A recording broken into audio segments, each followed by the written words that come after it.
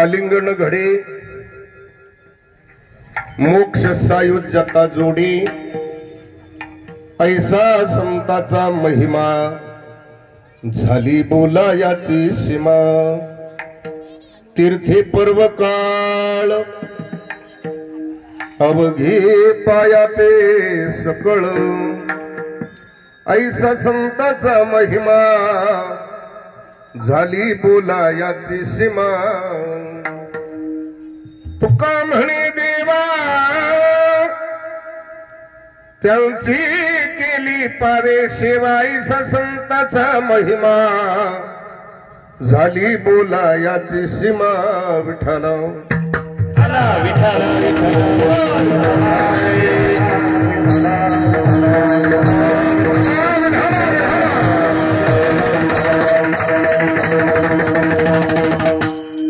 आलिंगन घडे मोक्ष सायुज्यता जोडे ऐसा संताचा महिमा झाली बोलायाची सीमा।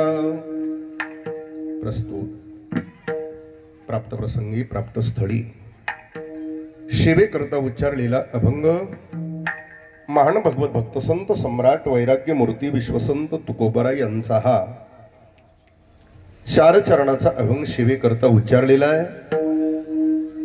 अभंगाचा शब्दशः अर्थ असा आहे,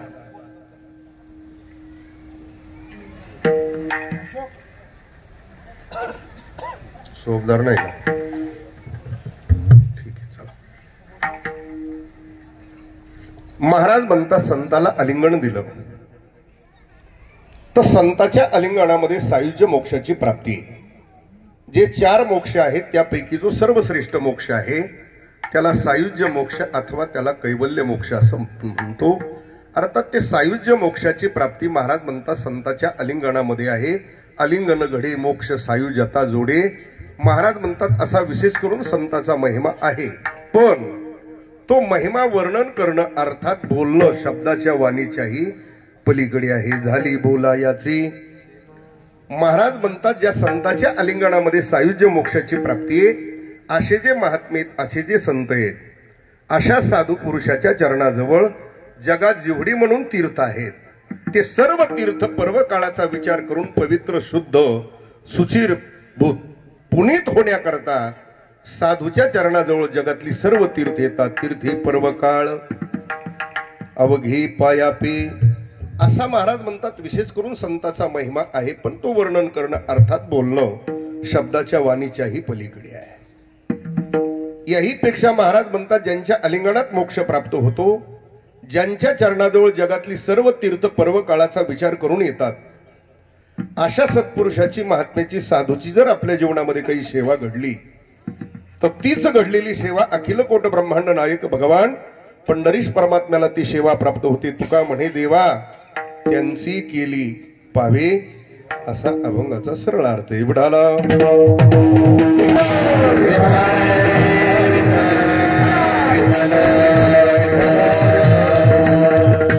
पांडुरंग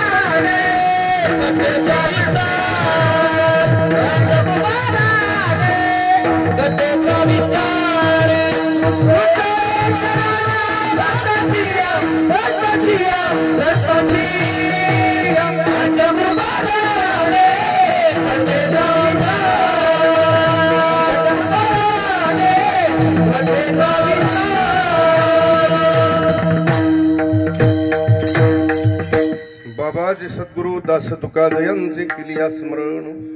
होय सकळ विद्यांच्या अधिकरण तेच बंधू श्री चरण श्री गुरूंचे ते नमस्कारुणी. आता मस्तक हे पायावरी वार करी संताच्या. काय माझी वाणी मानेल संतांशी, रंजवो चित्ताशी आपोलिया विढाला विढाला विढाला.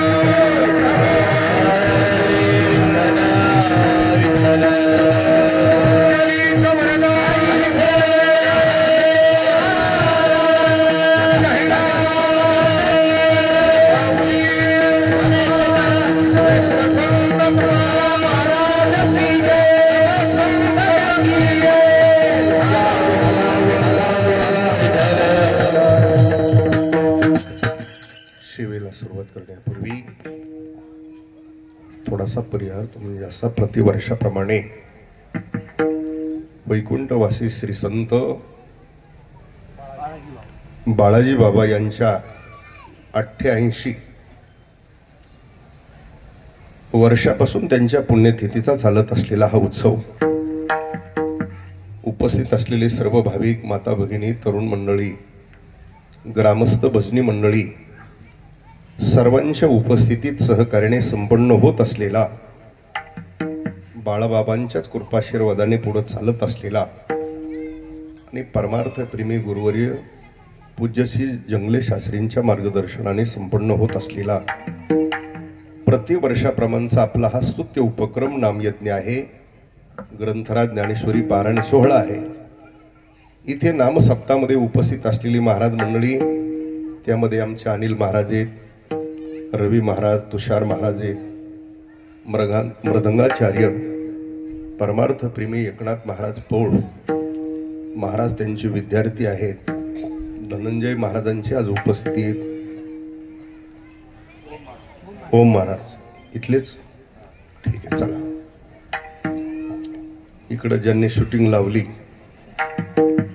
ते आमचे परमार्थ प्रेमी अभंग महाराज, ते इथे उपस्थित आहेत.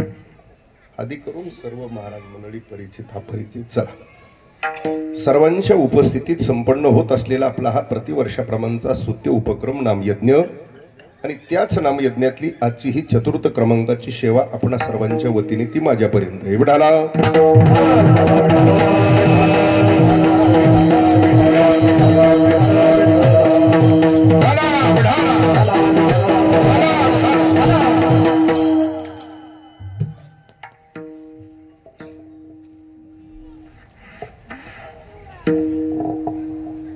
या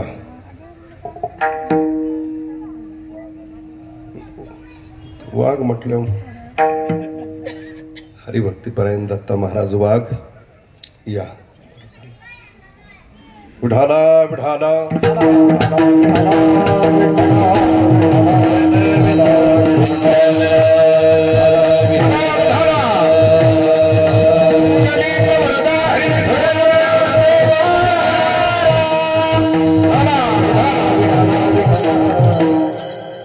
सेवेकरता उच्चारलेला अभंग हा विश्वसंत तुकोबारा यांचा आहे.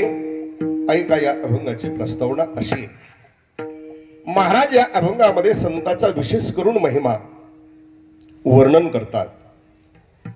तुमच्या माझ्या दृष्टीने विचार केला म्हणजे जीवाच्या दृष्टीने विचार केला तर जीवाला संतांचा महिमा यथार्थ वर्णन करता येईल असं नाहीये. जीवाला यथार्थ संत कळतील असंही नाहीये. का? त्याचं कारण आहे. जीव म्हटलं तर त्याच्याकडून यथार्थ महिमा वर्णन होईल असं नाही, जीवाला संत कळतील असंही नाही. का? त्याचं कारण असे, बऱ्याच वेळेला आपल्यापैकी काही एखादी अशी पुण्यवान पूर्वजन्मातलं पुण्य त्यांचं शिल्लक आहे, त्यांना एखाद्या सत्पुरुषाची महात्म्याची साधूची संगत सुद्धा घडलेली असेल, कदाचित सहवास घडला, संगती घडली, पण तरी सुद्धा त्यांची योग्यता त्यांचा अधिकार लक्षात आलाच असेल असं होत नाही. कधी कधी साधूची संगती घडते, सहवासही घडतो, पण त्यांची योग्यता त्यांचा अधिकार सहज लक्षात येत नाही. का येत नाही? त्याचं कारण आहे, आपल्याला त्यांचा सहवास घडला, संगती घडली, पण त्या जीवनाचा विचार करताना आपण व्यावहारिक दृष्टीने विचार करतो, पारमार्थिक दृष्टीने नाही. आणि व्यावहारिक दृष्टीने साधूचं जीवन सज्जनानो तुमच्या माझ्यासारखंच असतं, वेगळं नाही. त्यांचं खाणं पिणं चालणं बोलणं राहणं उठणं बसणं साधूचं आपल्यापेक्षा वेगळं आहे का? आपल्यासारखंच असतं, आपल्यासारखंच आहे, वेगळं काही नाही. हे व्यावहारिक दृष्टीने आपल्यासारखं जीवन आहे, पण पारमार्थिक दृष्टीने साधूच्या जीवनाचा विचार केला तर ते जीवन आपल्यापेक्षा वेगळं आहे म्हणण्यापेक्षा ते देवासारखं साधूचं जीवन आहे. उडाला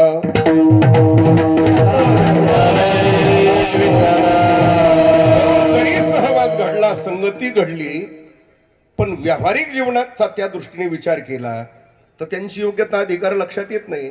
सहवास घडला पण विचार कसा केला? आपल्याबरोबर बोलतात, आपल्याबरोबर चालतात, आपल्याबरोबर म्हणजे सहवास घडला, संगती घडली पूर्व पुण्याईमुळे, पण योग्यता अधिकार लक्षात आला. व्यावहारिक दृष्टीने जीवन जगताना जरी महात्मे सामान्य जीवाप्रमाणे जीवन जगत असतील, म्हणून त्यांची तुलना सामान्य जीवाप्रमाणे कधी होत. बसू द्या आता. संतनवती जगा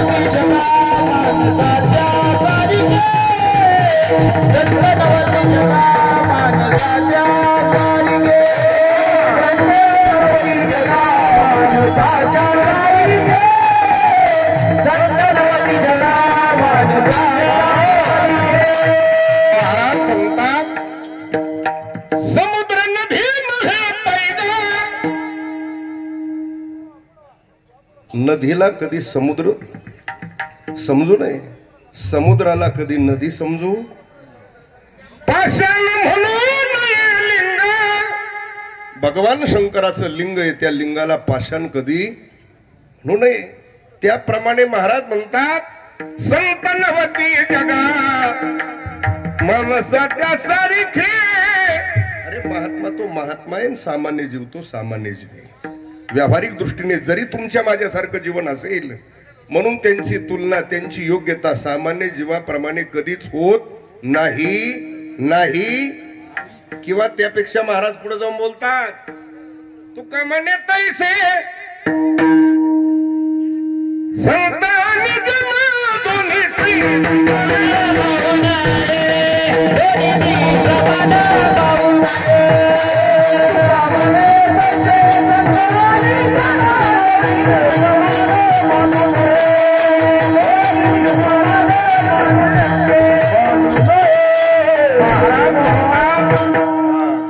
आपलं फक्त सरकायचं काम आहे, तोंडाचं नाही, बोलू नका.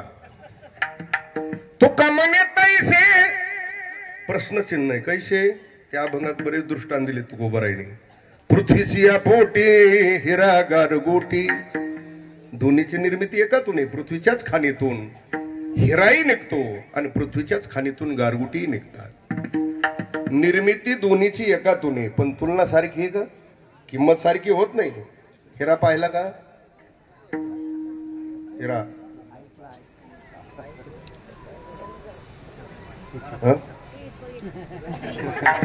हिरा नावाचं रत्न आहे. किमतीचा विचार केला तर त्याची जगमोलाची किंमत आहे. अशा किमतीचा आहे काय हिरा. आता हिरा पाहणं काही वारकऱ्याच्या भाग्यात नाही.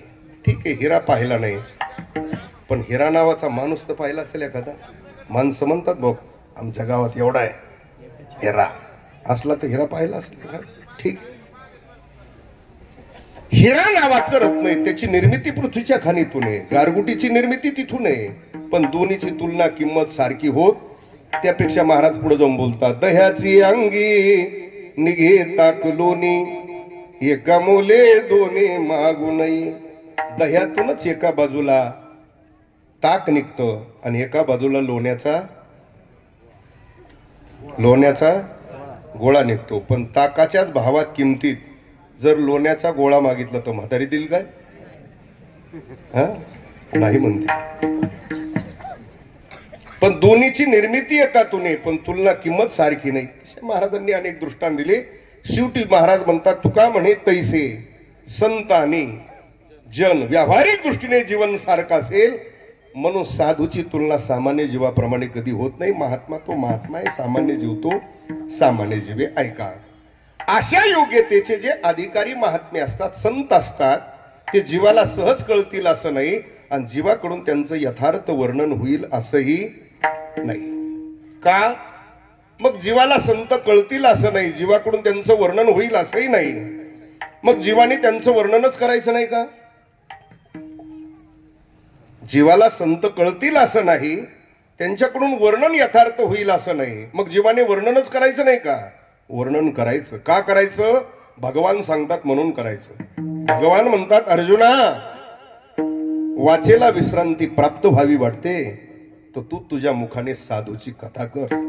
जेथ वाचा विसावे ते साधू कथा. अर्जुना वाचेला विश्रांती प्राप्त व्हावी वाटते तर तू तुझ्या मुखाने साधूची काय कर, हे भगवान सांगतात अर्जुनाला. मग अर्जुनाने प्रश्न केला, भगवान ज्या साधूची कथा केल्यानंतर वाचेला विश्रांती प्राप्त होते पण त्यांची काही लक्षणं. मग भगवंताने तो पुढे श्लोक सांगितला, महात्मानस्तु मां पार्थ दैवीं प्रकृतिमासीत्. या श्लोकामध्ये जे काही लक्षणं सांगितली त्यापैकी काही लक्षणाचं आपणही वर्णन करू शकतो. कुठपर्यंत महान आत्मा यशस्वी महात्मा जो अखंड भगवंताचं चिंतन करतो, नामस्मरण करतो, ध्यान करतो, आपण म्हणतो हा कोण आहे? पण भगवान म्हणतात, अर्जुना जे दैवी संपत्तीचे 26 गुण आहेत, त्या दैवी संपत्तीच्या 26 गुणाचा आश्रय ज्या साधूने केलेला आहे किंवा त्या दैवी संपत्तीच्या 26 गुणाचा अंतर्भाव ज्या साधूच्या ठिकाणी होतो त्याला महात्मा असं. आता ते दैवी संपत्तीचे 26 गुण कोणते, त्याचा आश्रय साधूने कसा केलेला आहे किंवा त्या दैवी संपत्तीच्या 26 गुणाचा अंतर्भाव साधूच्या ठिकाणी कसा होतो, हे कीर्तनात चाटा चोटा ऐकून कसा मिळाला लागेल? सासू सोनाचं, नवरा बायकोचं, गाणे फिणे, मायेचा सागर बापाचा डोंगूर, वनव्यात मित्र, गारवा फिरवा, काय ह्या भंगडी चालल्यात. असं भंगार भुंगार ऐकून त्याला कसं मिळालं लागेल? दैवी संपत्तीचे 26 गुण कोणते, ते कुठं असतात, कुणाच्या दुकानात भेटतात, केवढ्याला येतात, काय घेणं देणं नाही. आणि लोकांचा सगळा युट्यूब गुरु झालाय ना, त्याच्यामुळे हे वाटोळ होत चाललंय सगळं. चला, माझा मुद्दा इतकाच आहे, त्या दैवी संपत्तीच्या 26 गुणाचा आश्रय ज्या साधूने केलेला आहे त्याचं यथार्थ वर्णन जीव करू शकत नाही.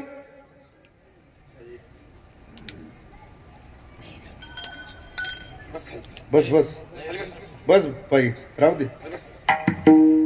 बस तू बस तिथं, राहू दे तसं टाळ्या वाजवून. विठाला विठाला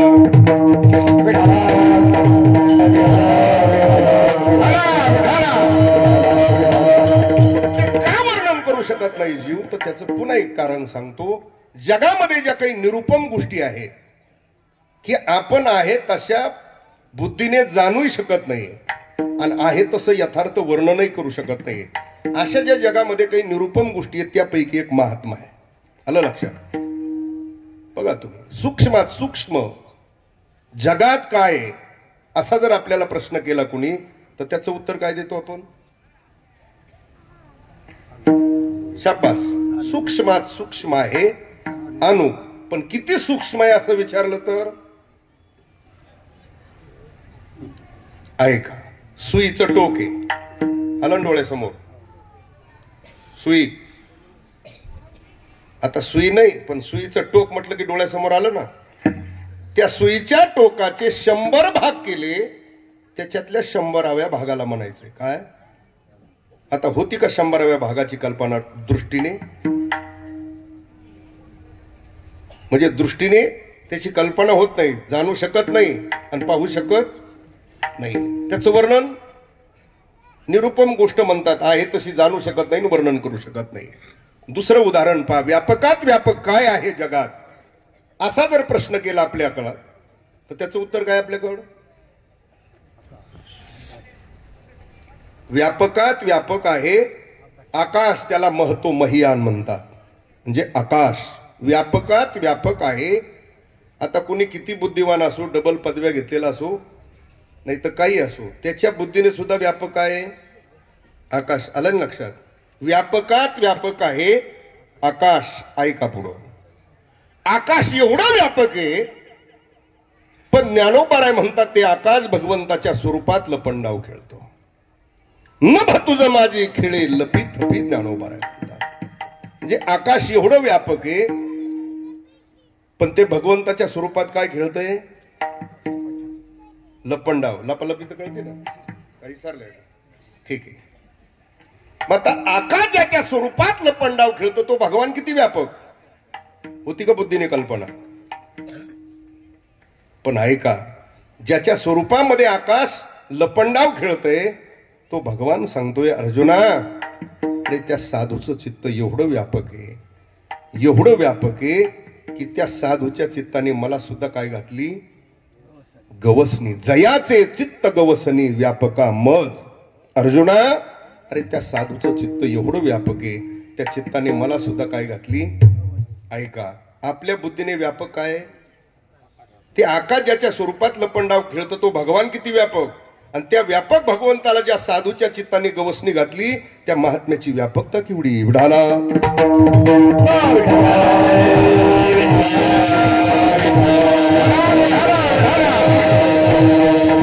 अशा योग्यतेचे जे महात्मे असतात, संत असतात, ते जीवाला सहज कळतील असं नाही, जीवाकडून त्यांचं यथार्थ वर्णन होईल असं नाही, जीवाचा विषय सोडून द्या. पण या अभंगामध्ये जगद्गुरु तुकोबरायसारख्या संतांनी म्हणावं, झाली बोलायाची. आता झाली बोलायाची सीमा म्हणणारे कुणी हवं पण नाही. ते जगद्गुरु महाराज म्हणतात, संताचा महिमा मी वर्णन करून गेलो तो शब्द अपुरे पडतात, शब्द सुचत नाही, बोलण्याची सीमा हद्द बाउंड्रीज संपते. हे कोण म्हणतंय? झाली बोलायाची. अंडरलाईन करा. नुसतं तुकोबराय म्हणतात झाली बोलायाची सीमा असं नाही. चला पुढे. आपल्या वारकरी संप्रदायामध्ये 108 संतांची मालिका प्रमाणभूत मानलेली. किती संत? त्या 108 संतांच्या मालिकेमध्ये सर्वात उच्च स्थान आहे ते माऊली महावैष्णव ज्ञानोबारायचं. मी अगोदर फक्त तुम्हाला ज्ञानोबारायचा अधिकार सांगतो. फक्त जे परंपरेने योगी आहेत, नैष्टिक ब्रह्मचारी आहेत, ज्ञानी आहेत, साधकांचे, योग्यांची, हा आतापर्यंत जे वैष्णव झाले त्या सर्व वैष्णवातले ते मोठे ज्ञानदेव वैष्णव. विठ्ठल नामे ज्ञानदान घडे श्रेष्ठा वैकुंठ वाटा संत गेले. परंपरेने योगी, नैष्टिक ब्रह्मचारी, साधकांचे मायबाप, योग्यांशी माऊली, वैष्णवात मोठे. आणि सर्व संतांनी जे प्रशस्ती पत्र दिलं म्हणजे वर्णन केलं ते आपल्याकडे विशेषण असतात की नाही? पत्रिकेत आपल्या नावाला विशेषण असतात की नाही? विनोदा, गायना, रामायणाचार्य, भागवताचार्य, वाणीभूषण, वैराग्यमूर्ती, शास्त्री, मठाधिपती, महंत, महामंडलेश्वर, किंवा आणखी बाकीच्या काय इतर काय ज्ञानोबारायला जे प्रशस्तीपत्र आहे किंवा वर्णन केलं ते अशा प्रकारच्या पदव्या नाही त्यांना. क्रमवार सांगतो तुम्हाला. जगद्गुरु तुकोबराय म्हणतात, माऊली आतापर्यंत जे जे ज्ञानी झाले, जे जे ज्ञानी झाले त्या सर्व ज्ञानी यांचे माऊली तुम्ही कोण? ज्ञानियांचा राजा गुरु महाराज, ज्ञानियांचा राजा गुरु महाराज, ज्ञानियांचा राजा गुरु महाराज, ज्ञानियांचा राजा गुरु महाराज. ज्ञान देव तुम्हारे,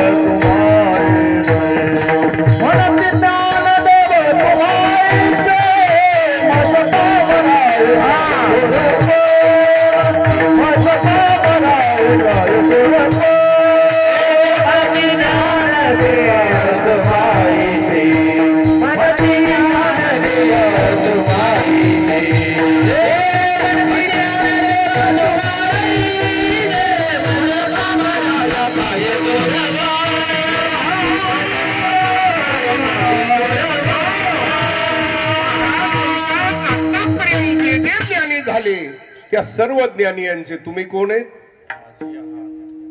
सर्व ज्ञानियांचे तुम्ही कोण? राजे आहात, गुरु आहात.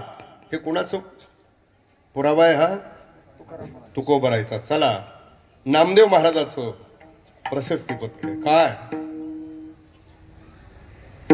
उपजताचे ज्ञानी हे वर्म जाणोनी आलेले तांबे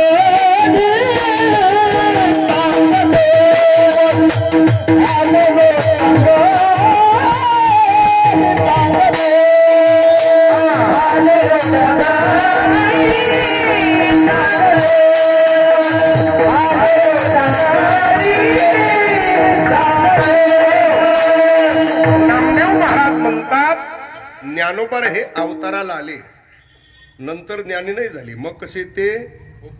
उपजताचे ज्ञानी हे वर्म जाणोनी.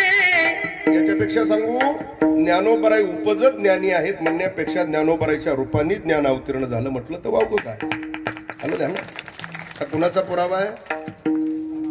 नामदेवरायचा. चला पुढे. जनाबाईने पुरावा दिला ज्ञानाचा. ज्ञानाचा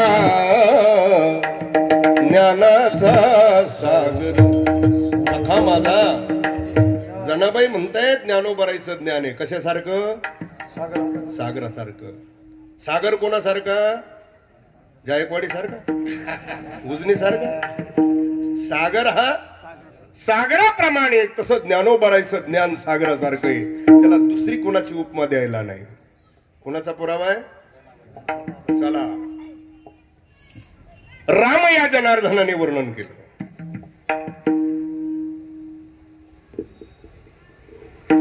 लोपले ज्ञान जगी हितने नदी कोणी अवतार पांडुरंग नाव ठेविले. हा कोणाचा पुरावा आहे? रामया जनार्दनाचा पुरावा. चला पुढं. एका जनार्दनाचा पुरावा. ज्ञानियांचा शिरोमणी वंदे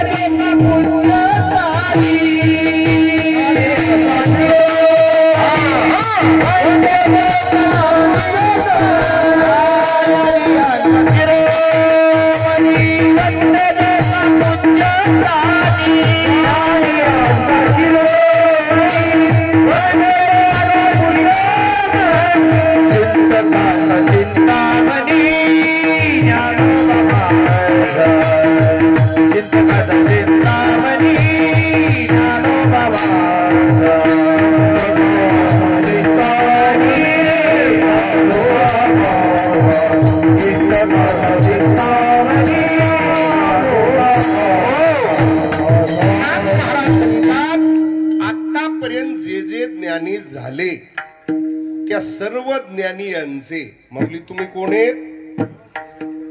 ज्ञानियांचा शिरोमणी वंदे जो का पूज्य स्थानी चिंतकाचा चिंता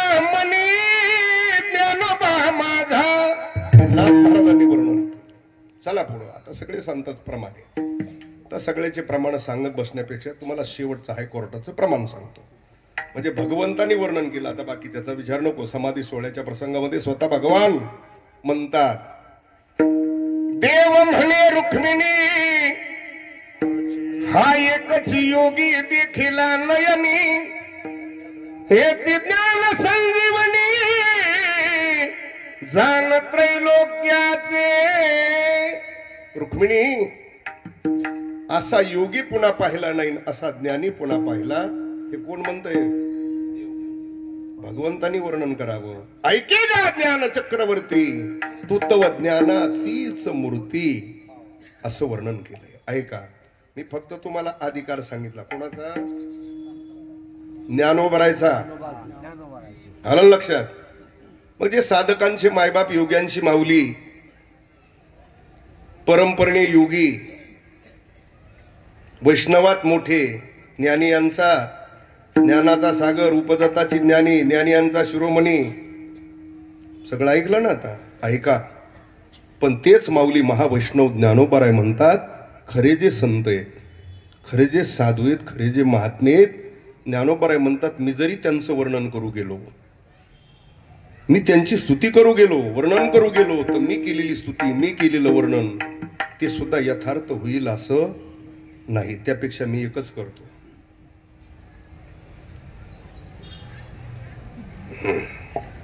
दृष्टांत देऊन सांगितलं इथे. सोन्याचा बनवलेला अलंकार आहे. कुठलाही अलंकार घ्या, त्या अलंकाराला वरून पितळाचं पॉलिश दिलं, तांब्याचं पॉलिश दिलं त्या अलंकाराला, तर चांगला खुलून दिसेल का नाही? इथंच येत ना पण तुम्ही. सोन्याचा सुंदर बनवलेला अलंकार आहे, त्याला वरून पितळाचं तांब्याचं पॉलिश दिलं तर तो अधिक उठून दिसेल का नाही? बरं, चिखलाचा लेप दिला वरून तर नाही ना. तसंच ज्ञानोबाराय म्हणतात, खरे जे संत आहेत, खरे जे महात्मे, त्यांचं मी वर्णन केलं, मी स्तुती केली, तर कदाचित तशी होईल. कशी? त्या अलंकाराला पॉलिश दिल्या प्रमाणे. 15.5 रजतवनी तैसी स्तुतीची बोलणी. त्यापेक्षा ज्ञानोबाराय म्हणतात, मी एक करतो. काय? उगाच माथा ठेवी जे चरणी, हेची भले. मग वर्णन करण्यापेक्षा एकच करतो. उगाच माथा ठेवी जे चरणी, हेची भले. कोण म्हणतंय हे? हा, तुकोबाराय म्हणतात, झाली बोला याची. ज्ञानोबाराय म्हणतात, उगाच माथा ठेवी जे चरणी, हेची भले. पण कोणी असं म्हणेल, महाराज नसल माऊलीला वर्णन करता आला, संताचा महिमा वर्णन करता आला नसल, तुकोबारायला वर्णन करता आला, पण इंद्रचंद्राधिक ब्रह्माधिक देव आहेत ना, ते करतील का नाही वर्णन? महाराज म्हटले नाही, नकळे साचार ब्रह्माधिका, त्यांनाही तो महिमा कळेल असं नाही. ठीक आहे, पण आता कलियुग आहे. कलियुगामध्ये काय माणसं कोणत्या वेळेला शंका घेतील सांगता येत नाही. एखादा असाही म्हणू शकतो, महाराज नसल ज्ञानोबाराय तुकोबारायला इंद्रचंद्राधिक ब्रह्माधिक देवांना नसल संताचा महिमा वर्णन करता आला, पण आज समाजामध्ये शब्द पांडित्य मिरवणारे थोडे आहेत का? हो महाराज, असे काही वक्ते की हजारो नाही लाखो समाजाला आपल्या वाणीने काय म्हणतात,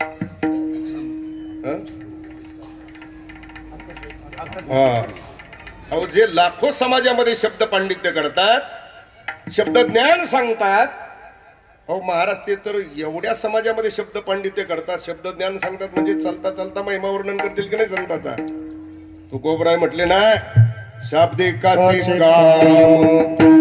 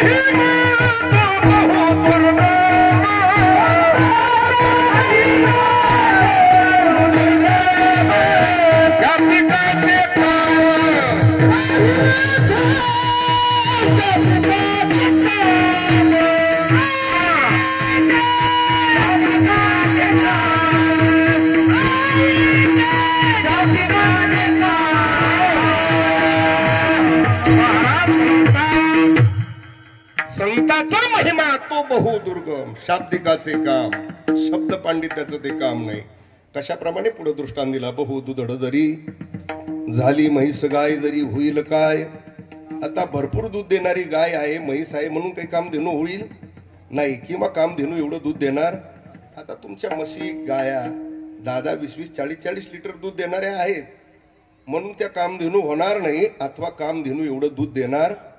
पण आता दृष्टांत देताना महाराजांनी फक्त दोन्हीचाच उल्लेख केला. बहु दुधड जरी झाली म्हैस.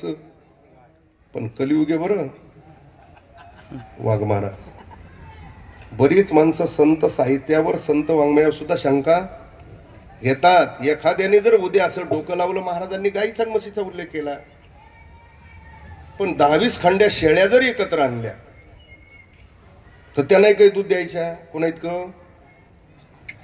असं उद्या कुणी डोकं लावू नये म्हणून महाराजांनी तो सुद्धा खटका करून टाकला. परित्याग कामधेनु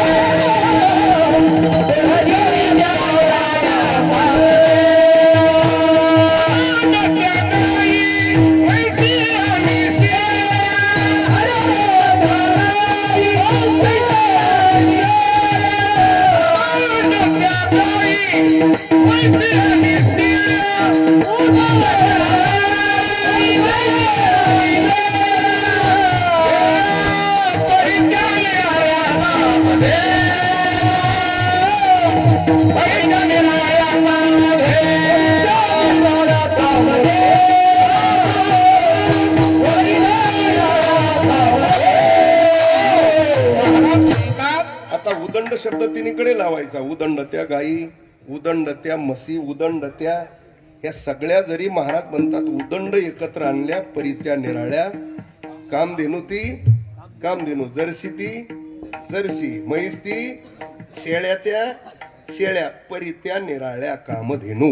तसं समाजामध्ये किती शब्द पांडित्य मिरवणारा असेल म्हणून त्याला संताचा यथार्थ महिमा वर्णन होईल असं नाही. शाब्दिकाचे काम, शाब्दिकाचे काम नकळे साचार. माऊली म्हणतात उगाची माथा ठेवी जे चरणी हिची, आणि महाराज म्हणतात झाली बोला याची सीमा. महाराज म्हणतात वर्णन करू गेलो महिमा तर शब्द अपुरे पडतात. संताचा महिमा वर्णन करू गेलो तो शब्द अपुरे पडतात. शब्द सुचत नाही. बोलण्याची सीमा, हद्द, बाउंड्रीज. दोन गावची काय असते? शिव, हद्द, बाउंड्री, सीमा. झाली बोला याची. पण महाराज जिथपर्यंत शब्द सुचतात, जिथपर्यंत वाणी बंद पडत, तिथपर्यंत तरी आम्हाला संताचा महिमा वर्णन करून सांगा म्हटल्यानंतर महाराजांनी कमी वर्णन केला. मग नाही जो जिथपर्यंत शब्द सुचतात तिथपर्यंत वर्णन करा म्हटल्यानंतर महाराजांनी वर्णन केला महिमा. कशाप्रमाणे भजन करा सांगतो तुम्हाला बिडाला.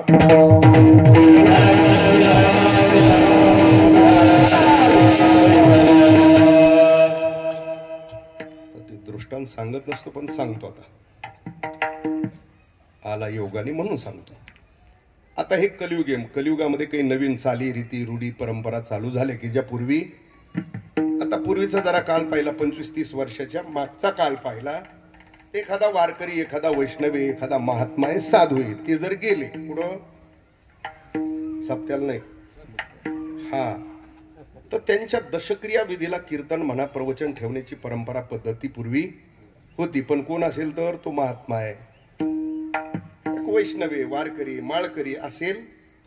आता काही तसं बंधन नाही. त्याच्या गळ्या माळ असो, अथवा आळंदी पंढरीची वारी केलेली असो, अथवा नसो, ज्ञानेश्वरी गाथा वाचलेली असो, अथवा नसो, कीर्तन प्रवचन ऐकलेलं असो, अथवा नसो, सप्त्यात वरगणी हा असा जरी पिस असला आणि तो जर गेला तरी लोक ठेवतात प्रवचन. म्हणजे त्याच्या कुटुंबाची एक थोडी कल्पना असते. एवढे सगळेच गाववाले ठेवतात, नातेवाईक ठेवतात, मग आपण ठेवून यांचा झाला तर झाला काय होईल काय त्या प्रवचनाने? थोडी कल्पना आहे ती. ऐका, गळ्यात माळ नाही, आळंदी पंढरीची वारी नाही, ज्ञानेश्वरी गाथा कधी वाचली नाही, मुखात कधी नामस्मरण नाही, एखादं सोमवार कधी कळाली नाही. त्याच्या दहाव्याला प्रवचन ठेवलं काय आणि कीर्तन ठेवलं काय, काही होणार नाही. ती कल्पना डोक्यातली काढून टाका. त्याचा आयुष्यभर कर्मच चांगलं केलं नाही, सगळ्या दुनियाला त्रास देऊन मेलं. सप्ताह केला तरी काय उद्धार बापाची पेंड आहे काय ती? असं काय नसते. पावलं निघालं, ते वातावरण झालं, तयार झालं, करतात, ठेवतात. मग त्याचे बॅनर छापतात, कोणी पत्रिका छापतात. मग तो मायना लिहिलेला असतो, कोणी वैकुंठवासी छापतं, कोणी कैलासवासी, कोणी स्वर्गवासी. आता मी सांगितलेली यादी आली ना तुमच्या लक्षात, ते जाईल काय वैकुंठात, कैलासात, स्वर्गात? नाही नाही. पण नरक गेलंय ते नरकवासी, पण तसं छापता येत नाही ना, म्हणता येत नाही. आमच्या गावातले अमके अमके ते नरकवासी झाले असं तर म्हणता येत नाही. आणि असल्याच गडी जर सगळे वैकुंठात, कैलासात, स्वर्गात गेले तर वार करायला हे गडी जागा ठेवते ना काय? बरं, मेजॉरिटी मोठी आहे त्यांची, हा, ग्रुप मोठा आहे त्यांचा. पण ही कल्पना आहे, निघाल्या पद्धती, परंपरा, रूढी ठेवतात. आता त्यातली त्यात आमची महाराज मंडळी तशी चॅप्टर असतात. एक तर दहाव्याचं प्रवचन म्हणजे सकाळी लवकर निघावं लागतं, बरोबर. म्हणजे 8 वाजता तिथं जावं लागतं, पुढं जे ठिकाण असेल ते नदीवर. तिथं गेले, आता कोणीतरी त्रयस्थानी फोन करून सांगितलेलं असतं महाराज ते असं असं. मग आता तिथं गेल्यावर ते महाराजाला माहित नसतं ती गेलेला नमुना कसा आहे ती. पण महाराज तिथं गेल्यावर एखादा जर भेटला ना, जय हरी महाराज इथलेच का? हो इथलेच. काय म्हणत होते त्यांना ते सांगते. तात्या म्हणत होते, नाना म्हणत होते, दादा, अण्णा, काय भाऊ काय म्हणत होते. मग ते महाराज एकदा व्यासपीठावर बसलं ना, मग महाराजांनी त्याचं वर्णन करावं. ते गेले म्हणजे गावचं छत्र हरपलं. माग बसलेले गडी म्हणत असतात, महाराज छत्र नाही हरपलं, ते गावाची पिढा गेली. कर्णासारखं ज्यांचं दातृत्व होतं, आता ज्यांचे बुडीले ते गडी मागच बसलेले असते तिथं. ते म्हणते कर्णासारखं दातृत्व नव्हतं, आमचे बुडून मेलाय, दिले नाही, आमचे घेतलेले दिले नाही. पण आता महाराजाला म्हणावंच लागतं, कर्णासारखं ज्यांचं दातृत्व होतं ते गेले म्हणजे गावचं छत्रच. महाराजाला तर नावं ठेवता येत नाही ना त्याला, त्याच्या पोराकडून पाकिट घ्यायचे, त्याचं दुखणं ते ना. उगं ते जरी पिऊन मेलेलं असलं, महाराज म्हटलं ते नालायक होतं, पिऊन मेलं, पोर रुपडी देते त्याला, डिझेल टाकायची अडचणी होत्या, अशा भानगडी आहेत त्या. म्हणून वर्णन करतात ते. आता महाराज असे होते, तसे होते, आमके डमके डमके, ठीक आहे, कसे का असायला. आता इकडची आता तुमचा भाग पद्धत कशी माहित नाही, पण आमच्या मराठवाड्यात आता ती नवीन एक पद्धत चालू झाली बघा, 10-15 वर्षापासून झाली चालू. ते प्रवचन संपल्यावर ते 5-5 मिनिटं बोलतात. ते इकडं आहे का? ते आहे. मला वाटलं आमच्या मराठवाड्यात काय इकडं लय लांब गेला आला. त्याच्यातलं तर काही काही गाड्यांना कशाला काय म्हणते त्याचा ताळमेळ नाही. चिर आत्म्याला चिर शांती. तू द्वाराने का तू कशाला काय म्हणतो बरं? आपल्याला शास्त्र काहीच माहित नाही तर एवढं म्हण ना, भगवंतानी त्यांना चांगल्या ठिकाणी स्थान द्यावा, सोपं म्हण ना तू. आपल्याला शास्त्रातलं काही डोंबलच कळत नाही. चिर आत्मा चिर शांती कवा तुला कळालं कशात लिहिलेलं आहे ते? विठाला विठाला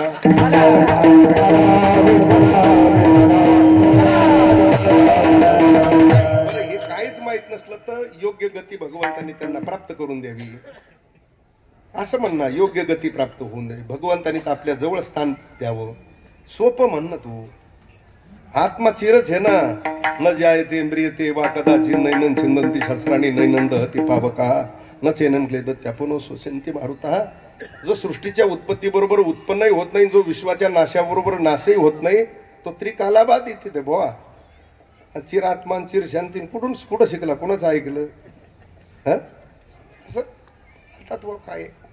आणि काही काहींचं एक ठराविक, काहींचं ते आयुष्यात बोलतात. या कुटुंबावर दुःखाचा बर एक काय 7 कोसळून दे त्यांच्या. तुझं काय म्हणणं आहे बोल पुढं. आणि त्या दुःखातून सावरण्याची शक्ती बुद्धी भगवंतानी त्यांना, म्हणजे एवढी पावर आहे तुला भगवंताला सांगायची. एवढ्या वाऱ्या घडल्यात का तुला? मग देव काय तुला तुझा हाताखालचा वाटला का यांना दुःखातून सावरेव? अशी व्यवस्था आहे का? तुझ्या एवढ्या वाऱ्या घडल्यात, एवढे पारायण झालेत का, एवढं नामस्मरण घडलंय का? एक लक्षात ठेवा, ज्याने शेकडो पारायणे केले ज्ञानेश्वरी गाथेचे, जीवनामध्ये ज्याची पायीवारीची खंडना नाही, मुखामध्ये अखंड साधना नामचिंतनाची व्रतवैकल्य साधन करतो, तो सुद्धा देवाला अधिकाराने नाही पण विनंती करू शकतो भगवान यांना दुःखातून साह्य तुला तर एखादा सोमवार कळा ना भेटत, आणि तरी तू डायरेक्ट देवाला सांगतो यांना दुःखातून. म्हणजे तू कार्यकर्त्याला काम सांगितल्यासारखं सांगितलं काय ते, हा दे तेवढं ते करून त्यांचं असं नाही व्यवस्था. आपला अवसान पगावा मग बोलावा आपण, काम कोणाला सांगतो. पण ते गडी पाहणावत नसते ती, काय माग बसलेली गडी मस्या देते, ऊन आता अगोदर तापलेली असते, ही उशीर आलेली गँग असते, असं असतं ते. म्हणून मी ती व्यवस्था सोडून दिली. श्राद्धांजली कोणाला व्हायची नाही, मी सोडून दिलं ते. प्रवचन करीत नाही, कीर्तन करीत नाही. का करीत नाही? एखादा पिऊन मेलेला असला तरी गावातल्या भजनेने जर फोन केला तर प्रवचन करायची, काय सांगता त्याचं, काय सांगता त्याचं. त्याच्यापेक्षा बरं पिऊन मेलेला असला त्याचं वर्णन करायचं म्हणजे त्याच्या 10-5 हजारासाठीच नाही, ते उद्योगच काय लागतोय. आपलं घरी नाही ना श्री वाचित बसावा ना, ते भंगार उद्योग करायचे नाही तसले. आणि तुमच्यातले बी जे करतात तुम्हाला सांगतो, आता पहिलं विचारून घेत जा त्याला माळ होती का, वारीला आलतं का ते, तर घरी जा, नाही तर तिकडे कोणाचं लाव म्हणायचं तिकडे विढाला विढाला.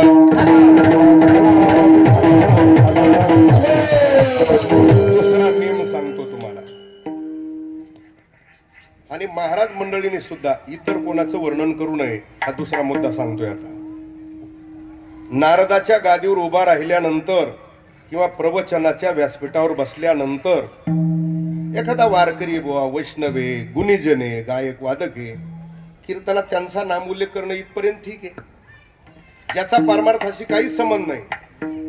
तो जो आला या काही आपली महाराज मंडळी एखाद्या नेत्याबद्दल अर्धा तास वर्णन करतात, पुढं हा या गादीव करतात वर्णन. याचा अर्थ काय? याचा अर्थ या भोसडीच्याचा काहीतरी स्वार्थ त्याच्यापाशी धाडल, दुसरा काहीच अर्थ नाही. बट विढाला विढाला काय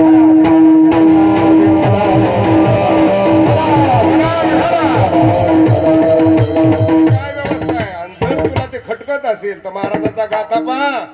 महाराजांनी स्पष्ट सांगितलं इथं कोणाचं वर्णन करायचं, ते माझ्या तुकोबराने सांगितलं. वर्णाविद्य कीर्ती एका विठ्ठलाची कीर्ती मानवाची,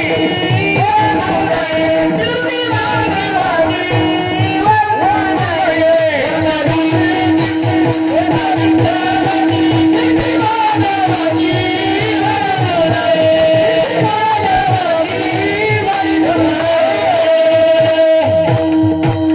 हे आमच्या बापाने सांगितलंय. वर्णाविती कीर्ती एका विठ्ठलाची, कीर्ती मानवाची वर्णो नये. आला ध्यानात? चाललंय कलीचाच प्रभाव आहे. अशा 10-5 जणांच्या श्रद्धांजली झाली. आणि जे गेलेलं होतं ना, म्हणजे ज्याचा विधी चालू होता त्याचाच एक, ज्याचं जीवन अख्खं उभं आयुष्य संगतीत गेलं होतं, त्याचा एक जोडीदार मागं होता. आणि कुणीतरी लक्ष गेलं, अरे त्यांचं उभं आयुष्य दोघांचं बरोबर गेलं, ते इथं आहेत, त्यांना थोडस हा, मग त्यांचं नाव पुकारलं की आलेच ते. आपण ज्यांच्या विधी करता जमलाय त्यांच्यासारख्याचं वर्णन माझ्यासारख्या पामराने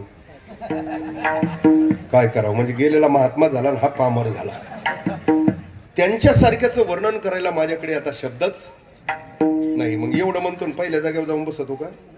नाही, फक्त उभा राहिलं तेवढं म्हणत असतो. आता माझ्यासारख्याने त्यांच्यासारख्याचं वर्णन काय करावं एवढं म्हणतो. जे पहिल्यापासून सांगायला सुरुवात करतो की आम्ही बालवाडीत सुद्धा दोघं बरोबरच होतो, नंतर मराठी शाळेत सुद्धा बरोबर राहिलो, नंतर कॉलेजला सुद्धा, कॉलेज संपून गावाकडे सुद्धा बरोबर राहिलो, राजकारणात सुद्धा आम्ही बरोबर खांद्याला खांदा देऊन काम केलं, दोघांनी मिळून सगळं गावचं. वाटोळ्याचं कोण सांगतं? गावचा आम्ही असा दोघांनी विकास केला, अमकं केलं, ढमकं ते केलं, तमकं केलं, खालून म्हणाला तर येतात त्या भासगरा अजून बोलणार आहे तो, थांबे बोलू दे. अगोदर उभा राहिलं त्यावेळेला म्हणत असतो माझ्यासारख्याने त्यांच्यासारख्याचं वर्णन आणि उभा राहिल्यानंतर जसं काहीच्या काही वर्णन करतो, सोडून द्या दृष्टांत. तुकोबराय म्हणतात, संताचा महिमा वर्णन करू गेलो तर शब्द अपुरे पडतात, शब्द सुचत नाही. पण महाराज जिथपर्यंत शब्द सुचतात, जिथपर्यंत वाणी बंद पडत नाही, तिथपर्यंत संताचा महिमा वर्णन करा म्हटल्यानंतर महाराजांनी कमी वर्णन केला नाही. काय वर्णन केला? आलिंगन घडे मोक्ष सायुज्यता, मोक्ष सायुज्यता मोक्ष सायुज्यता.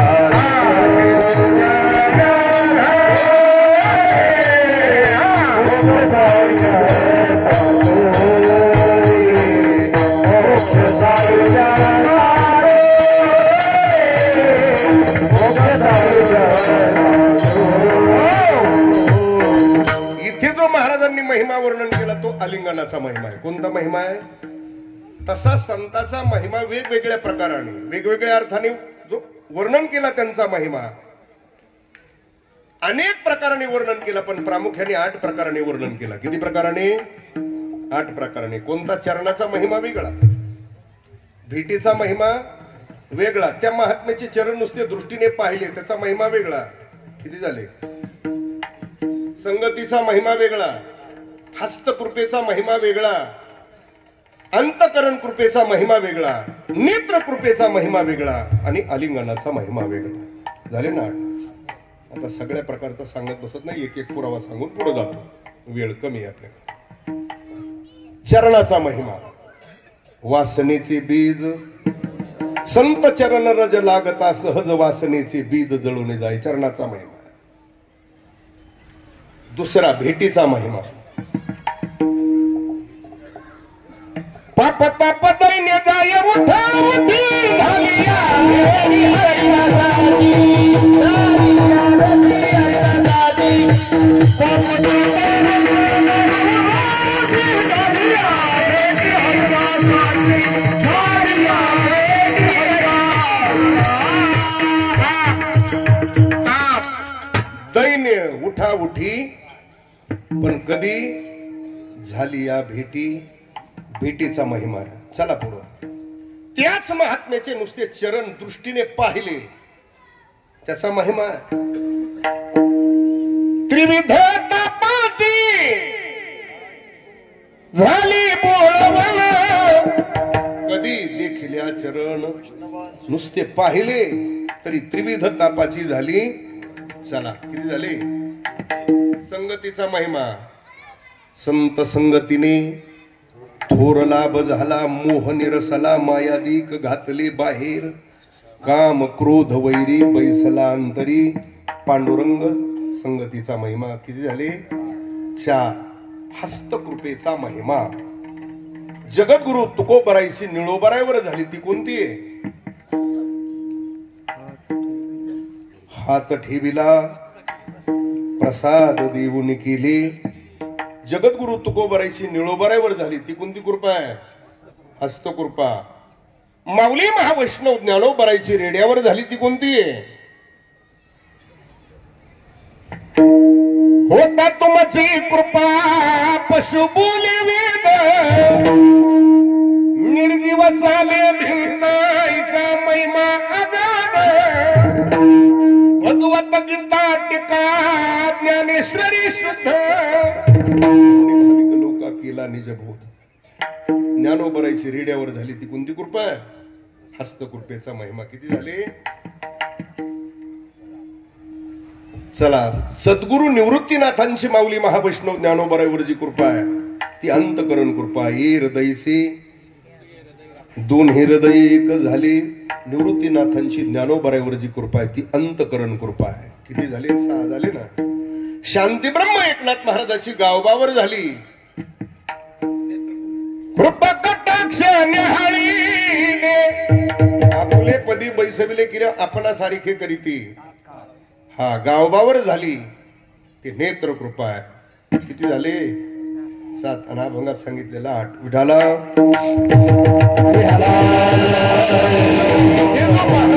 महिमा वर्णन केला. गेला तो अलिंगनाचा महिमा आहे. अलिंगन घडे मोक्ष सायुज्यता जोडे. ऐका, महाराज म्हणतात संताच्या अलिंगनात मोक्षाची प्राप्ती आहे. संताच्या अलिंगनात मोक्षाची प्राप्ती आहे. वेदांत शास्त्राचा सिद्धांत असा आहे की ज्ञानाशिवाय मोक्ष प्राप्त होत नाही. ज्ञानविन मोक्ष नाही हा वेद बोले हात उभारवणे. वेदांत शास्त्राचा सिद्धांत आहे की ज्ञानानेच मोक्ष प्राप्त होतो, अन्यथा होत नाही. मग तो खरा आहे सिद्धांत. मग महाराजांचा गाथा म्हणजे तो 5वा वेद आहे ना, ते काही खोटं आहे थोडंच. अलिंगन घडे मोक्ष सायुज्यता, महाराजाचं मत खोटं आहे थोडं. महाराजाचं मतही खरं, वेदांत शास्त्राचा सिद्धांतही. मग कसा खराय तर संबंध काय सांगा. सांगतो म्हणजे माझ्या बुद्धीने सांगतो. वेदांत शास्त्राचा जो सिद्धांत आहे की ज्ञानानेच मोक्ष प्राप्त होतो, हा सिद्धांत खराच आहे. ऐका, ज्या ज्ञानाने मोक्ष प्राप्त होतो ते ज्ञान देणारे संत आहेत का देव बोलत राहता पटापट. ज्या ज्ञानाने मोक्ष प्राप्त होतो तो ज्ञान देणारे ते संत आहेत का देव. संत आहे, देव नाही. बरं, संत ज्ञान देतात, मग ज्या ज्ञानाने मोक्ष प्राप्त होतो ते ज्ञान देणारे संत आहेत. पण संत ज्ञान कुठं देतात. लग्नात गाठ पडल्या, स्टँडवर भेटल्या, स्टँडवर लग्नात इकडे तिकडे रस्त्याने संत भेटत नसतात, हबब भेटत असतात. लक्षात ठेवा, संत सहज भेटत नाही, बहु अवघड आहे संत भेटी.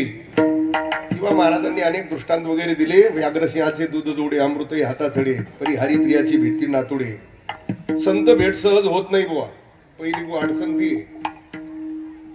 अशक्य कुटीतल्या कदाचित तुम्ही गोष्टी शक्य कराल, पण साधू संत भेटतील असं नाही. पुढे अनेक दृष्टांत वगैरे देऊन सांगितलं.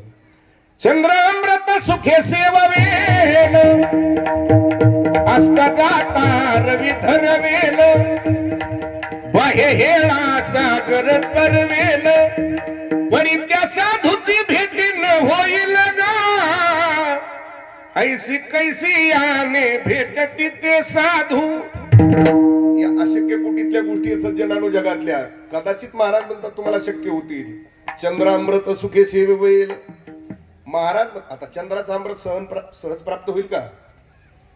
चंद्राचं अमृत सेवन करता येईल का. सहज सहज सेवन करता येणार नाही. पण महाराज म्हणतात कदाचित ते सुद्धा तुम्हाला प्राप्त होईल.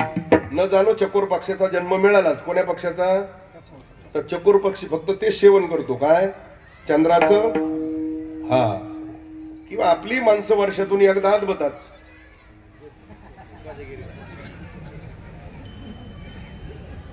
कशात. पण त्याला काही नेम आहे बरं. काही काही गडीत आपल्यात असे गाभोळे गडीत. त्याला कोणती पौर्णिमा म्हणतात याचंही धोरण नाही. काही काही गडीत इतकेच रटाळ गडीत. हे ती दूध प्यायची पुन्हा गेली काय भाऊ. हिंदू आहे का काय आहे. कोजागिरी पौर्णिमेला पण त्याचा सुद्धा नेम आहे. आणि काही काही दूध पितात पण कधी झोपून घेतो. आणि तो मध्यानाला आला ना कोण मग जोडीदार हे उठ उठ उठ उठ म्हणजे 12-12:30 वाजता पसारला मग दूध केला. अमृत मिळत असतं का. त्याला काही नेम आहे. दूध आपण तापवायला ठेवतो ना तोपर्यंत काही भजन करावा, काही भक्ती करावी, काही नामस्मरण करावं, किंवा एखादी कथा करावी, प्रवचन करावा, काहीतरी करावं. काहीच नसलं जमत तर भगवंताचं नामस्मरण करावं. आणि नामस्मरण भजन भक्ती करत ते तापवायचंय. काय त्या भजनाचा भक्तीचाच काही अंश त्याच्यात आहे. आणि मग तो मध्यानाला त्याचं प्रतिबिंब पडलं तर त्याचं काही अंशात प्राप्त होत असत. कदाचित महाराज म्हणतात तुम्ही चंद्राचं अमृत सेवन कराल पण साधू भेटेलच असं पुढे वर्णन केलं. बाहे हेळा सागर तरवेल असता जाता रवी धरवेल. अस्ताला म्हणजे मावळत्या दिशेला चाललेला सूर्य सुद्धा थांबून घेता. जमल की नाही. हात केल्यावर सूर्य मावळत्या दिशेला चालला हात करून थांबून घेता येईल की नाही. कस काय आपली एवढी पावर आहे कस काय नाही थांबायचं. असता जाता रवी धरवेल. हात केल्यावर आपण फाट्यावर हात केल्यावर गाडी उभा राहणार. हा सूर्य थांबल काय. पण काही काही माणसाला तर धोरणच नाही. तो ही पॅसेंजरची कोणची गाडी काळी पिवळी असल्यावर हात करायला काही अडचण नाही ना. पण पांढऱ्या पाटीचीला कुठं हात करीत होतो. पण धोरण हो आता गाड्यावाले त्याच्यापेक्षा पुढचे राहतात. मोटरसायकलीवाले जरी असलं ना जवळ आलं आणि त्याला वाटलं ना हे जवळ आलं म्हणतं मला डबल जमतच नाही. मला इकडंच जायचंय. हवाच कमी आमचा माणूसच पुढे. आपण हात केल्यावर मोटरसायकल थांबाना. सूर्य कसा थांबल. पण थांबणारच नाही असंही नाही. याच भारतवर्षामध्ये अशा काही महान पतिव्रता होऊन गेल्या की त्यांनी त्याला उगू दिलं नाही. आणि याच भारतवर्षात असे काही महात्मे होऊन गेले की खाली हाक मारून त्याला बोलून घेतलंय साक्षीदार म्हणून. कोणाला. सूर्याला. त्याने सांगितलं अरे हाक मारून मी जर खाली आलो तर या विश्वाचा व्यवहार बंद होईल. विश्वाचा व्यवहार बंद होईल. मला नाही खाली येता येणार. सांगितलं नको चिंता करू ये ती करतो व्यवस्था लाईटीची. खाली बोलून घेतलं आणि स्वतःची फेडली. काय 10व्या अध्यायाची उभी. एकाची छाती तापिल्ली एकी सृष्टीवरी सृष्टी केली. छाती म्हणजे लंगोटी. एकाच्या लंगोटीने सूर्याच्या जागी प्रकाश देण्याचं काम केलं. आपल्या दृष्टीने शक्य. मग महाराजांनी हे दृष्टांत दिले. महाराज म्हणतात कदाचित चंद्राचं अमृत सेवन करणं शक्य नाही पण कदाचित कराल. पण साधू भेटेल असं आस्ताला म्हणजे मावळत्या दिशेला चाललेला सूर्य थांबून घेता येईल पण साधू भेटेलच असं. बाहे हेळा सागर तरवेल म्हणजे स्वतःच्या बाहुबलाने समुद्र पोहून पैतीराला जाता येईल. आता तेही आपल्या दृष्टीने शक्य. आता 50% लोकांना पोहायला येत पण समुद्र पोहून जाणं आपल्या दृष्टीने शक्य नाही. मागच्या युगाचा तर विचार सोडून द्या. पण याच कलियुगामध्ये स्वातंत्र्यवीर सावरकरासारखे याच देशाच्या सेवेसाठी समुद्र पोहून पैतीराला गेलेच ना. पण तरी त्यांच्या नावाचं आपल्याला विसर नाही पडला. नाव घेतलं तरी काहींना डबा उठवतो पोटात. विठाला विठाला विठाला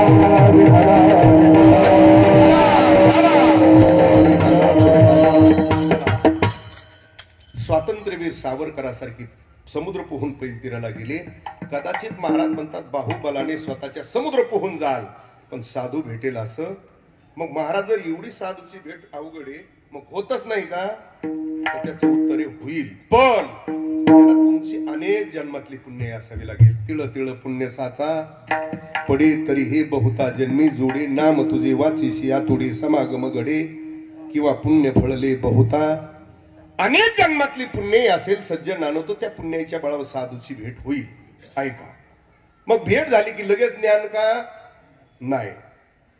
पूर्वजन्मातल्या पुण्याच्या बळावर साधूची भेट झाली तर पहिला त्यांना गेल्याबरोबर करावा. तद्विधी परिप्रश्नेन उपदेशन्ति ते ज्ञानिनत. हा ते ज्ञान पैगा जरी मनियाथी तरी संताया भजावे. पुढे प्रक्रिया सांगितली ना. तनु मनु जीवे चरणासी अगरवत्ता करावे. मग अपेक्षित आपली ते सांगितले पुशिले जेने अंतकरण बोधिले संकल्पा नाही. तेथ ज्ञानाचा. हा पण अगोदर सांगितले ना तीर्थ सेवा. हा हे महत्वाचं आहे बरं. डायरेक्ट सासू व्हायची व्यवस्था नाही. अगोदर सेवा करावी लागेल.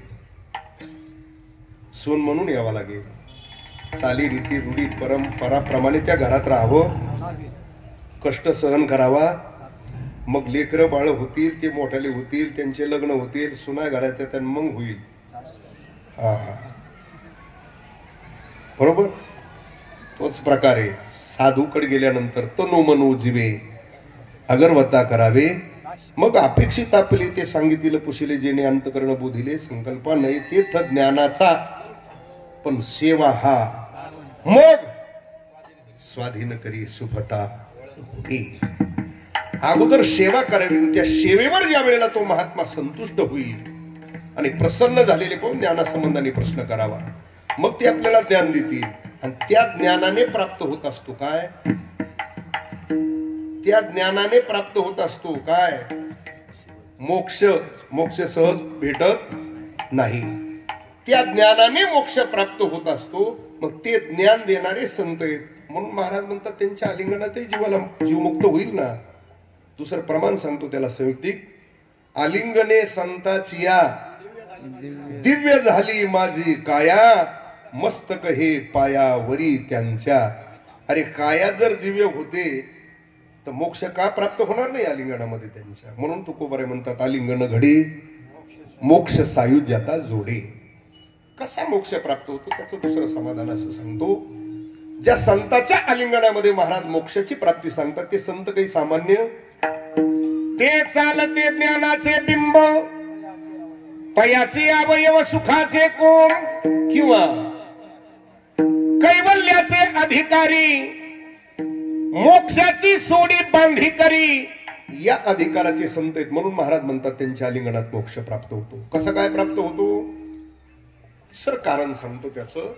स्वतः मोक्ष प्राप्त असणं वेगळं आणि स्वतः मोक्ष प्राप्त असून इतरांना मुक्त करण्याचा अधिकार असणं हा फरक आहे. काही महात्मे स्वतः मुक्त आहेत, इतराला मुक्त करू शकत नाही. पण काही महात्मे ते स्वतःही मुक्त आहेत आणि इतरांना मुक्त करण्याचा त्यांना अधिकार आहे. महाराज म्हणतात जो मोक्ष प्राप्त होण्याकरता दुर्लभ आहे, सहज प्राप्त होत नाही, पण तो आमच्या ताब्यात आहे. मोक्ष आम्हा घरी कामारी होय सांगवायची. तुका म्हणे महाराज म्हणतात ज्ञानोबरायचं मत असं आहे. इरवी पाहता म्हणजे तुमच्या माझ्या सर्वांच्या दृष्टीने मोक्ष प्राप्त होणं कठीणच आहे ना, दुर्लभ आहे, सोपी गोष्ट थोडीच आहे. मोक्ष दुराराध्य कीर होय आपल्या दृष्टीने, पण साधूच्या दृष्टीने विचार केला तर तोच मोक्ष परितो आराधितेचे पाय, पाठवला तेथ जाय पायकू हा नेम लागतो. जसं आपल्याकडे कामाला ठेवलेला गडी शेतकऱ्याकडे आता नाही राहिलं ते, पण पूर्वी असायचं ना, त्याला काय म्हणतो आपण, पूर्वी सालकरू म्हणायचे, गडी म्हणायचे. तो कामाला ठेवलेला माणूस आहे. ते मालक सकाळी उठलं, स्नान वगैरे झालं, चहा पाणी नाश्ता झालं, लगेच त्याला कामाची लिस्ट देतात. रामू जी मळ्यात जा, मोटर चालू कर, उसात पाणी सोड, परत ये, ढोरं पाणी पाज, जेवण कर, परत जा, पाणी बदल, घास कापून, हे सगळं तुम्ही, मी चालू जरा बाहेर. मालक संध्याकाळी आले की पुन्हा ती लिस्ट बघून घेतात, यांनी सगळं केलंय का, आणि सगळं केलं असलं तर दुसऱ्या दिवशी पुन्हा दुसरी, आणि ते त्याला करावं लागतं की नाही कोणाला का. तो एखाद्या दिवशी म्हणतो नाही मालक हे सगळं तुम्ही करा, आज मीच फिरून येतो, असं म्हणतो का. कसा म्हणेल तो, त्यांच्या ताब्यात आहे ना, कामाला आहे. तसंच ज्ञानोबराय म्हणतात मोक्ष इरवी पाहता तुम्हाला मला प्राप्त होण्याकरता दुर्लभ आहे. मोक्ष दुराराध्य कीर होय, पण साधूच्या दृष्टीने विचार केला तर तोच मोक्ष परितो आराधितेचे पाय, पाठवला तेथ जाय पायकू जैसा. ज्याला जाऊन प्राप्त हो म्हटलं तो त्यांच्या ताब्यात असल्यामुळे महाराज म्हणतात त्यांच्या आलिंगनात मोक्ष प्राप्त होतो. आलिंगन घडी मोक्ष सायुज्यता जोडे,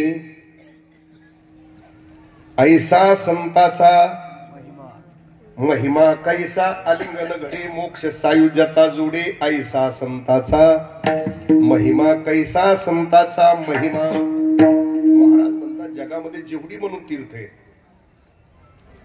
तेच तीर्थ पवित्र शुद्ध सुचिरभूत पुनीत होण्याकरता साधूच्या चरणाजवळ येतात. पण कुणी मग असं म्हणेल महाराज तीर्थ जर पवित्र होण्याकरता, शुद्ध होण्याकरता, सुचिरभूत होण्याकरता, पुनीत होण्याकरता जर जगातले सर्व तीर्थ साधूच्या चरणाजवळ येतात, मग तीर्थ काही अपवित्र, अमंगळ, अशुद्ध होतात काय नाही होतात. आणि मग अपवित्र, अमंगळ, अशुद्ध तीर्थ झालंच नाही तर साधूजवळ त्यांना यायची गरज काय. तर तीर्थ मूळचे पवित्रच, मूळचे शुद्ध, सुचिरभूत, पुनीतच. आपण तीर्थात जाऊन स्नान करतो, तीर्थात जाऊन स्नान करतो, ते पवित्र म्हणून का अपवित्र म्हणून. तिथं गेल्यावर आपण तीर्थ घेतो, शुद्ध म्हणून का शुद्ध म्हणून. म्हणजे तीर्थ मूळचे पवित्रच, शुद्ध, सुचिरभूतच, पुनीतच. पण त्याच तीर्थाला मलिनपणा येतो, तीर्थ अमंगळ होतात, तीर्थ अशुद्ध होतात. कधी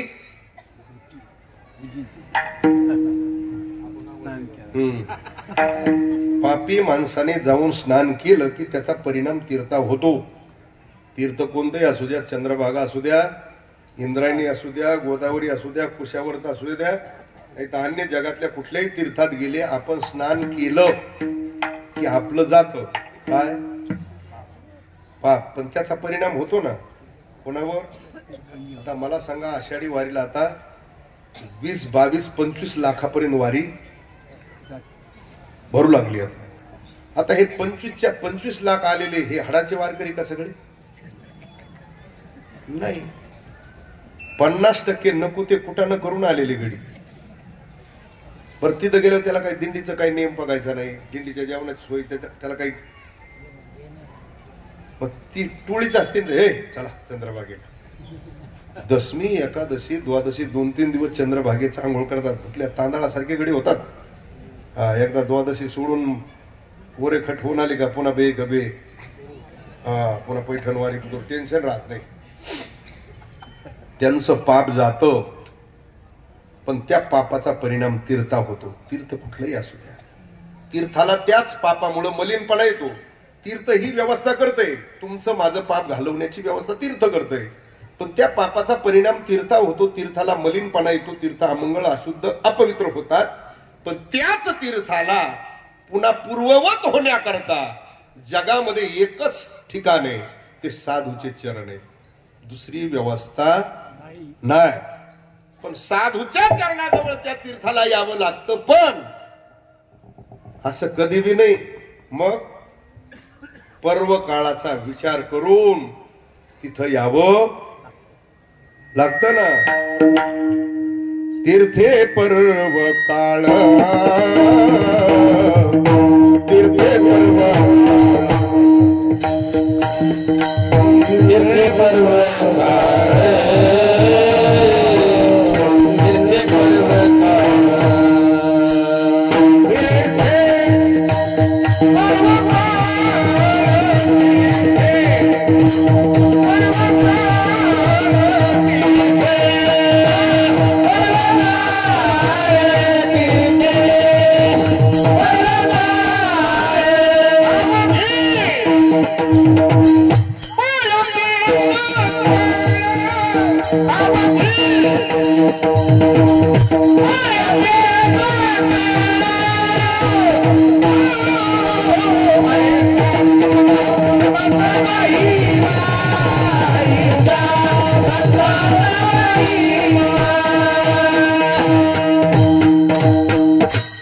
तीर्थे पर्व काळ अवघी पायापे.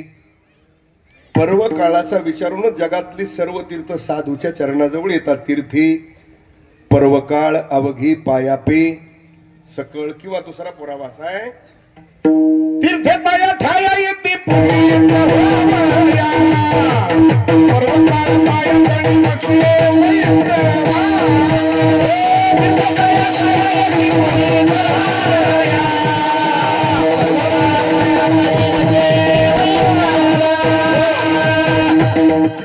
महाराज म्हणतात तीर्थे तया ठाया. कशाला येतात? इति पुनीत व्हावया. पण कधी? पर्व काळ पाया तळी वसे वैष्णवा. तिसरा पुरावा सांगतो,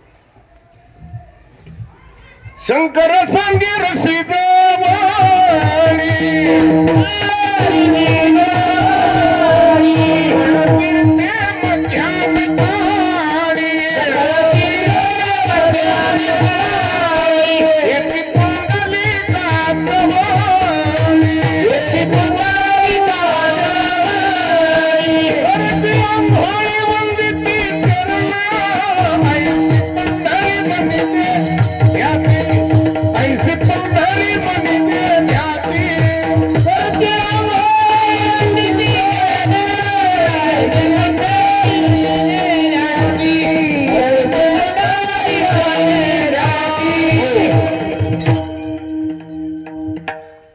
भगवान शंकर पुरावा सांगतात. शंकर सांगी ऋषी जवळी काय सांगतात? सकळ तीर्थे मध्यान काळी येती पुंडलिका जवळी.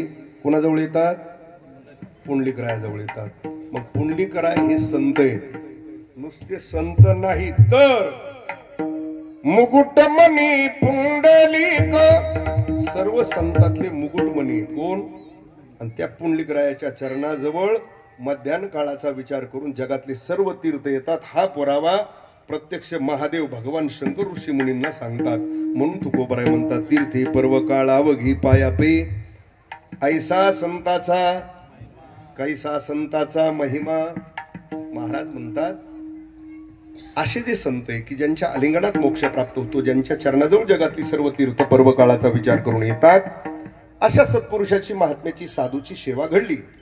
आता काही काही माणसं वाघ महाराज कधी कधी संकोच व्यक्त करतात, महाराज आमच्या जीवनात साधूची सेवा घडली, साधूची सेवा भरपूर घडली, पण आमच्याकडून काही देवाची सेवा घडली. तुकोबराय म्हणतात, नाही देवाची घडली तर ना घडू दे, साधूची घडली ना. तुका म्हणे देवा त्यांची केली पावे सेवा, हा क्रम आहे. साधूची सेवा घडली तरी ती प्राप्त होती कुणाला? देवाला. त्याचं कारण असे, भगवंताला भगवंताची सेवा करणारी तर प्रिय असतात, पण भगवान म्हणतात माझ्या भक्ताची जी सेवा करतात ते मला प्रिय असतात. माझं जे गुणवर्णन करतात ते तर मला प्रियच आहेत, पण माझ्या भक्ताचं गुणवर्णन करतात ते मला प्राणापेक्षाही, तेही प्राणा परते मज आवडते निरुते, जे भक्त चरित्र ते प्रशंसती. माझा आवाज बसलेला आहे त्याच्यामुळे आता त्याचं जसं मन तसंच घ्यावं लागतं. ते मला प्राणापेक्षाही प्रिय. याचाच अर्थ असा आहे, साधूची जरी सेवा घडली तर तीच घडलेली सेवा देवाला प्राप्त होते. तुका म्हणे देवा त्यांची केली पावे विठोबा रखुमाये,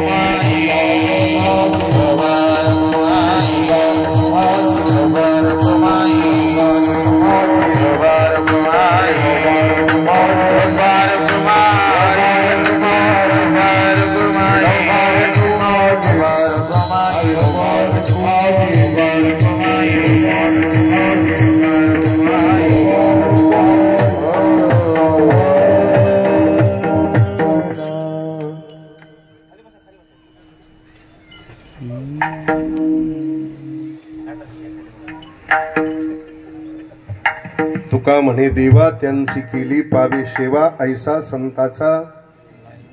अभंगाचा शब्दशः अर्थ मी आपल्या समोर ठेवलाय. याच अभंगामध्ये आणखी काही बारकाव्याच्या शंका आहेत, पण ते 9 वाजले. आलिंगन द्यावं, पण कोणी द्यावं, कोणाला द्यावं?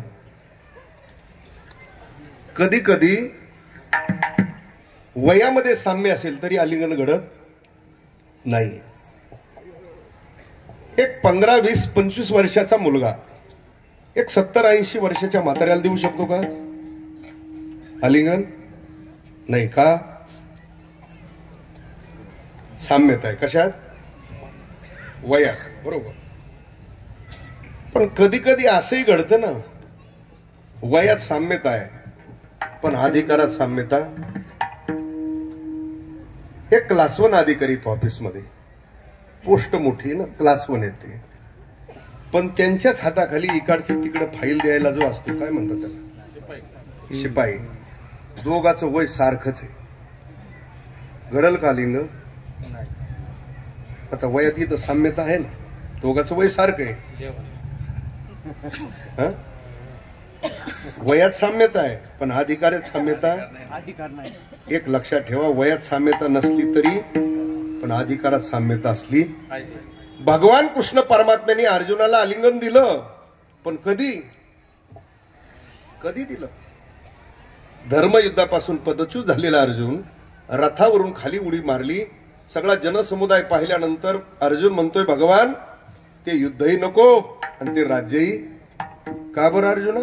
अहो हे आपतेष्ट आहेत, स्वजन आहेत, नातेवाईक आहेत, यांना मारणार, मी गादीवर बसणार, एवढी हत्या होणार, त्यापेक्षा ते राज्यही नको आणि ते युद्धही. तरी भगवान त्याला सांगतात पुन्हा पुन्हा, सगळ्या बाजूने समजून सांगतात, तू जरी मारलं नाही तर हे कधीतरी. हा शरीर आहे, 3 नाशापैकी एका कुठल्या तरी नाशाने त्याचा नाश होणारे, स्वभाव नाश, आश्रय नाश, परता नाश, कुठल्या तरी नाशाने नाश होणारे. आणि आत्म्याच्या संबंधाने विचार केला तर ते काही मरत नाही, जळत नाही, भिजत नाही, कुजत नाही, वाढत नाही, सुकत. त्यापेक्षा तू मार, ठीक आहे. भगवान म्हणतात, पण अर्जुनाला समोर भीष्माचार्य, द्रोणाचार्य, कृपाचार्य दिसत होते ना. ठीक आहे, हे बाकीच्यांचा जाऊ द्या, नातेवाईकाचं करू कसं बी. पण ज्यांनी आमच्या कुलाची वृद्धी केली ते पितामह भीष्माचार्य, त्यांच्यावर आता बांध धरू का? भगवान म्हटले धर का? हा धर्माच्या बाजूला उभा आहे. कोणाच्या बाजूला उभा आहे? हा, म्हणून पा उभा राहिलेला कोणी असो, हा धर्माच्या बाजूला उभा असला ना त्याचा विचार करायचा. जवळचा असो ना, त्यातला असो, नाही तर जातीतला असो, काय खायचं नाही त्याला. हा धर्माच्या बाजूला उभा आहे ना, भट कटा. भगवान म्हणतात, मी नाही म्हणत. हा, भगवान म्हणतात मार. अर्जुन म्हणतोय भगवान ठीक आहे त्यांचं, पण मला धनुर्धारी म्हणतात. मला काय म्हणतात? धनुर्धारी म्हणतात. मी धनुर्धारी झालो कोणामुळं?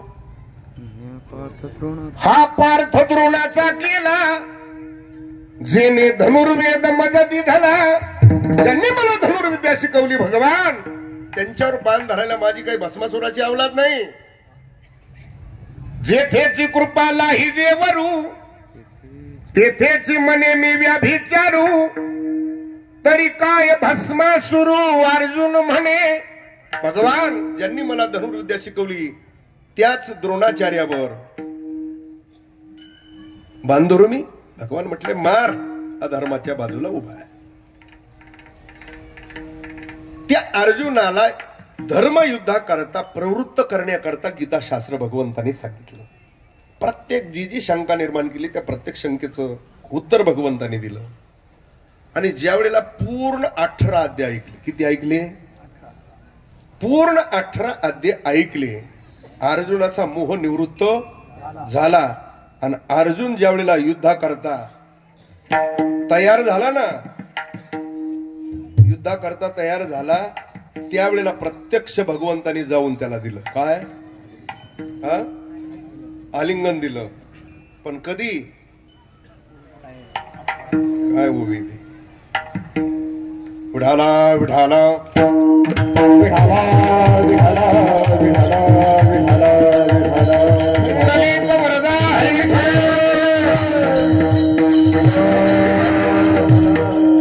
पूर्ण ब्रह्म झाला पार्थू, पुढील साधावया कार्यार्थू.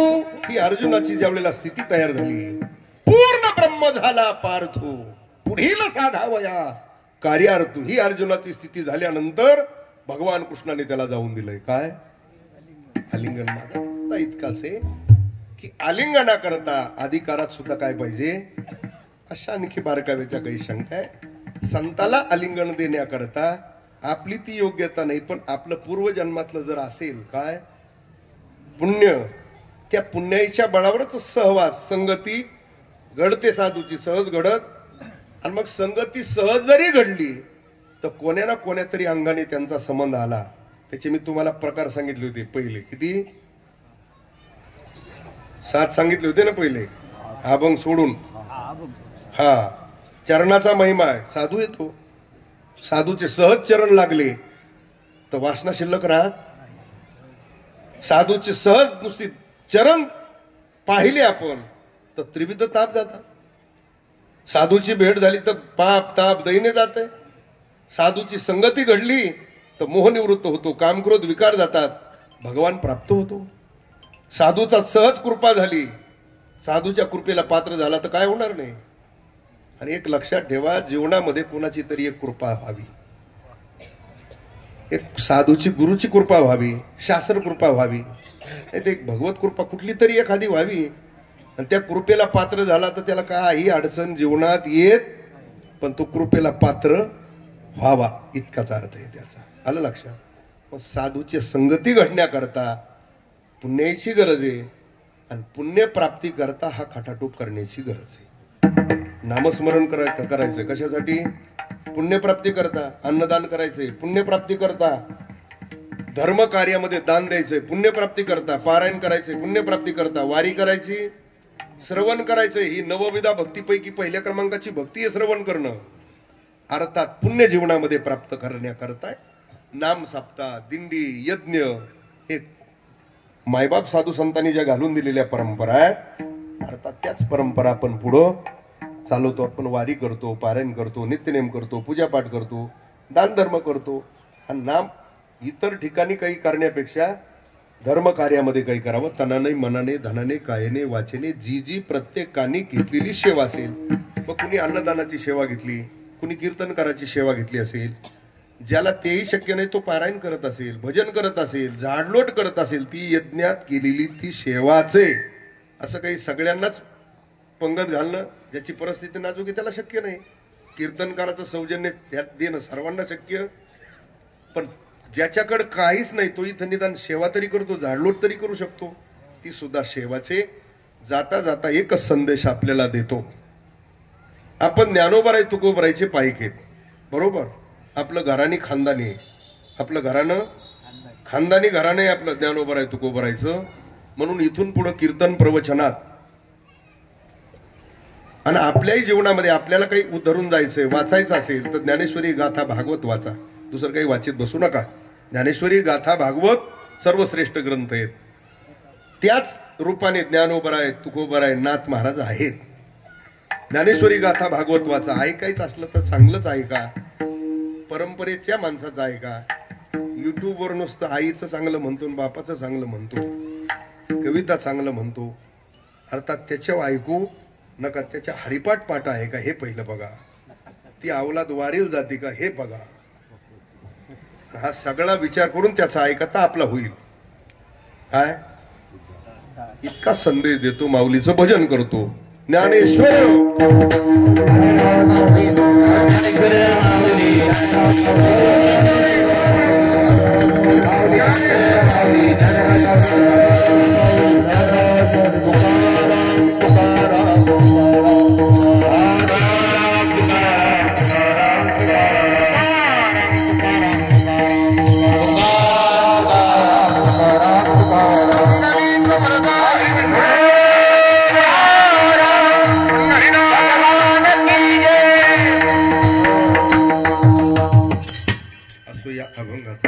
शब्दशः अर्थ मी माझ्या अल्पमतीने आपल्या समोर ठेवण्याचा प्रयत्न केला.